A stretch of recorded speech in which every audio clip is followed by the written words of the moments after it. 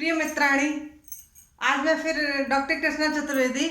आज मैं आपको संस्कृत में जो कारक हैं और विभक्ति है उनके बारे में बताऊंगी।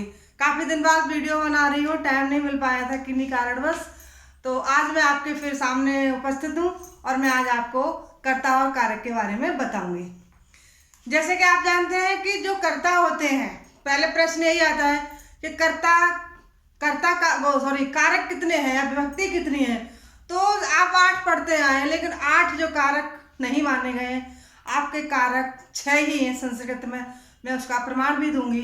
तो आपका जैसे सबसे पहले आता है कर्ता, कर्म,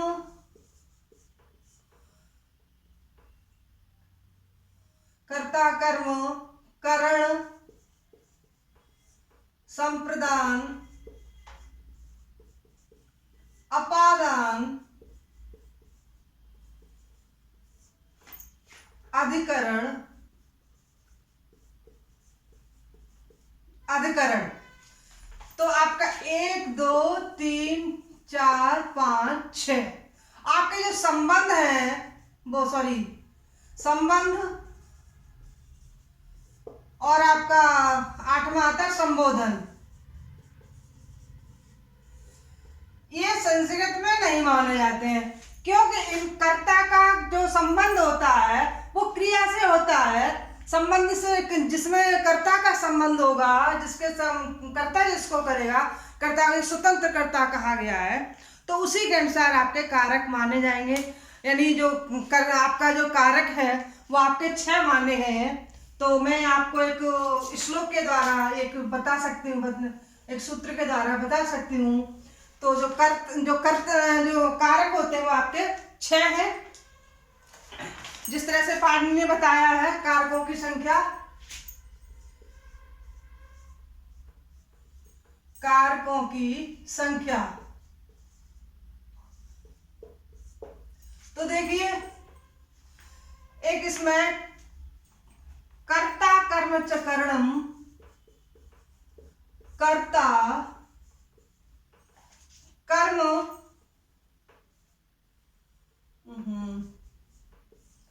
कर्म च करणम,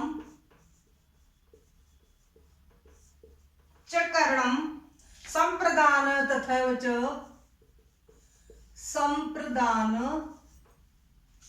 तथैव च,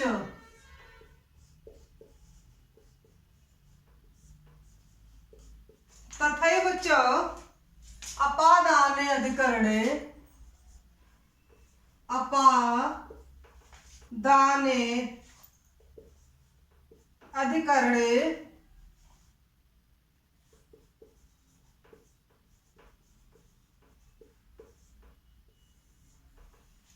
इत्याहु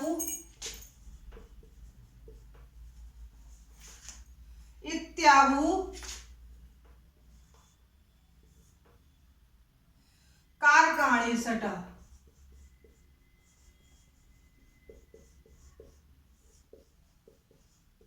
कारकाणि सट। तो देखिए, कर्ता, कर्म और करण, संप्रदान तथैव च। आपका कर्ता है, कर्म है, करण है, संप्रदान है और अपादान अधिकरण, अपादान अधिकरण, यही आपके 6 कारक माने जाते हैं। तो आपका जैसे एक था, मैंने बताया था आपको कि कर्ता,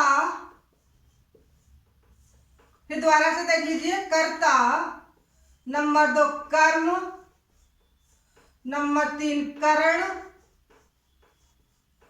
और नंबर 4 आपका संप्रदान, नंबर 5 अपादान और नंबर 6 आपका अधिकरण।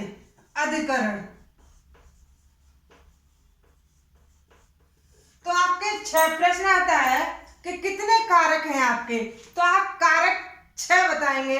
आपका जो संबोधन है, आपका कहना चाहिए संबंध है, वो इसमें संस्कृत में कारक नहीं माना गया है। और तो जैसे सबसे पहले आपने ये समझ लिया कि आपके जो है ना, जो कारकों की संख्या आपकी 6 मानी गई है। कर्ता, कर्म, करण, संप्रदान और आपका अपादान और अधिकरण, ये आपके 6 कारक माने गए हैं। तो इसके बारे में आपको इनकी थोड़ी सी पहचान बताती हूँ कि किस तरह से आप कारकों की पहचान कर सकते हैं, किस तरह से आप बता सकते हैं। जैसे कर्ता की क्या पहचान है, चिन्ह क्या है, और कर्म का क्या चिन्ह है, क्या पहचान है, तो मैं वो आपको बताती हूँ। तो जैसे सबसे पहले आपने लिखा, कहना चाहिए यहाँ पर विभक्तियां भी देखिए, विभक्ति, विभक्ति है, फिर आपका है कर्ता, सॉरी कारक, फिर चिन्ह क्या है वो इसमें बताया जाएगा।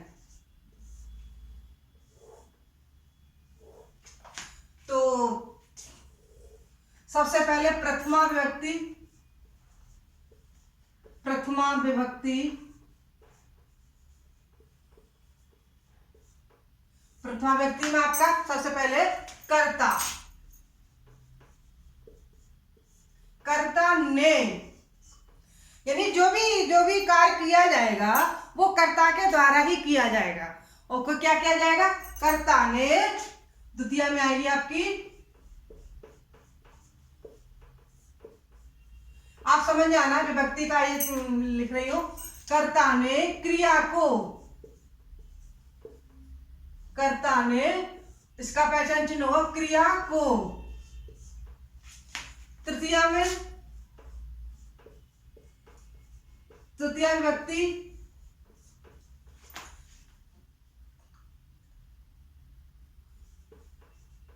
करण से का मतलब से के द्वारा, से या द्वारा। जैसे हम कहें कि हम आगरा बस से जाते हैं, तो आपका द्वारा छिपा हुआ है, आगरा हम बस के द्वारा जाते हैं या साइकिल के द्वारा जाते हैं, या हम जिस साधन के द्वारा जाते हैं उसमें आपका करण होगा, और करण का चिन्ह है से के द्वारा। फिर आता है आपका चतुर्थी,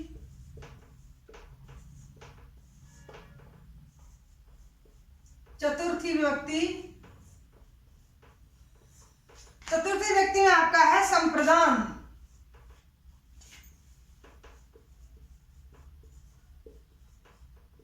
संप्रदान का मतलब के लिए,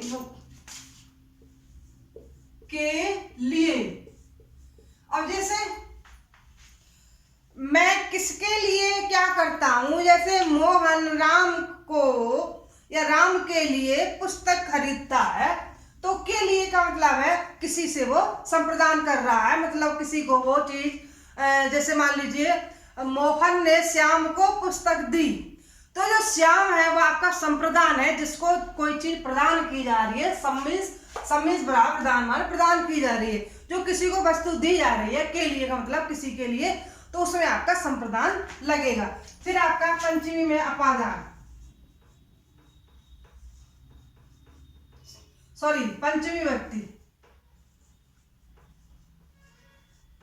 पंचमी विभक्ति में अपादान, अपादान से का मतलब है अलग होने के लिए, अलग होने के लिए। एक से ये था, किसी ये द्वारा, और ये अलग होने के लिए, जैसे पत्ता पेड़ से गिरता है, कोई चीज जैसे अलग हो रही है, तो उसमें आपके अपादान व्यक्ति का प्रयोग किया जाएगा। फिर आपका आ जाता है छठवां अधिकरण, षष्ठी, षष्ठी व्यक्ति में अधिकरण,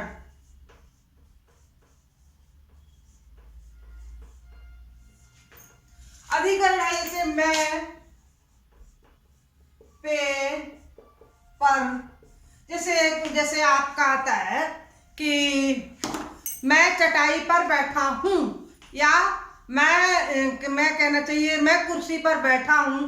कोई भी जो अधिकरण होता है, आपके आगे मैं बताऊंगी, अधिकरण आपके 3 होते हैं, एक आपका औपश्लेषिक होता है, एक आपका वैशेषिक होता है, एक आपका अव्यापक होता है। इस तरह से आपके अधिकरण आएंगे, वो मैं आपको आगे बताऊंगी। तो षष्ठी विभक्ति में होता है अधिकरण में पेपर, जिसमें कोई आधार लिया जाता है। आधार मतलब किसी पर जो वस्तु टिक रही है, किसी पर जो बैठा हुआ है, या कहना चाहिए जैसे आपका वैशेषिक है कि मुझे मोक्ष की मैं इच्छा रखता हूँ, तो ये विषय का है, तो वो भी आपका अधिकरण में माना जाएगा। तो आपकी ये पहचान हो गई कि प्रथमाय कर्ता ने क्रिया को करण से संप्रदान के लिए अपादान से अधिकरण में पेपर, आपकी यही इच्छा मानी गई है। संबंध तो आपका कहने रा री रे इस तरह से आ जाता है, संबोधन में आपका वही प्रथमा व्यक्ति आ जाती है। तो इस तरह से आपके जो मैन हैं, आपके 6 ही आपके कारक माने गए हैं और 6 ही आपके पेपरों में आएंगे। आप ये नहीं 8 लगा दें या 7 लगा दें, सिर्फ आपके जो मैन है, जो संस्कृत में जो रखे गए हैं, वो आपके 6 ही आपके कारक हैं, 6 ही आपकी व्यक्तियां मानी जाती हैं। आगे मैं थोड़ा सा और बताऊं आपको। तो ये तो आपके कारक के बारे में हो गया। अब जैसे पहला आ जाता है, मान लीजिए प्रश्न आता है कि कारक में प्रत्यय कौन सा है। जैसे है कारक में कौन सा प्रत्यय है, कौन सी धातु है। तो कारक बना है कृ धातु से, और आपका अड़ुल, सॉरी बड़ा लिखती हूं दिखाई नहीं देगा, अड़ुल प्रत्यय बराबर आपका कारक।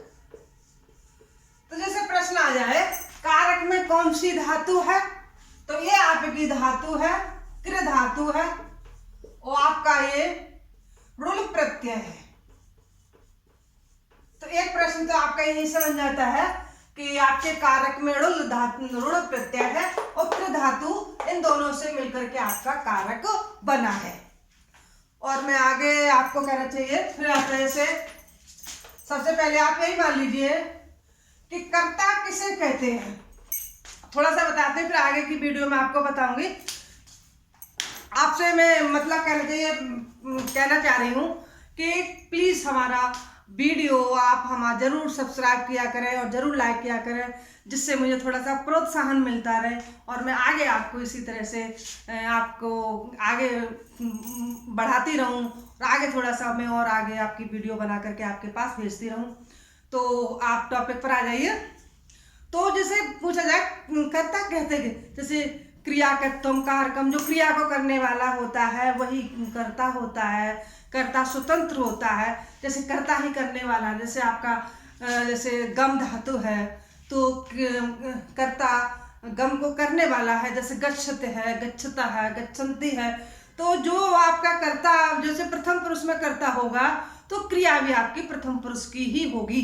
जैसे राम पुस्तक पढ़ता है तो राम आपका प्रथम हो गया, प्रथम पुरुष का कर्ता हो गया, तो आपकी जो क्रिया है वो भी प्रथम की होगी। तो रामः पुस्तकम पठति होगा।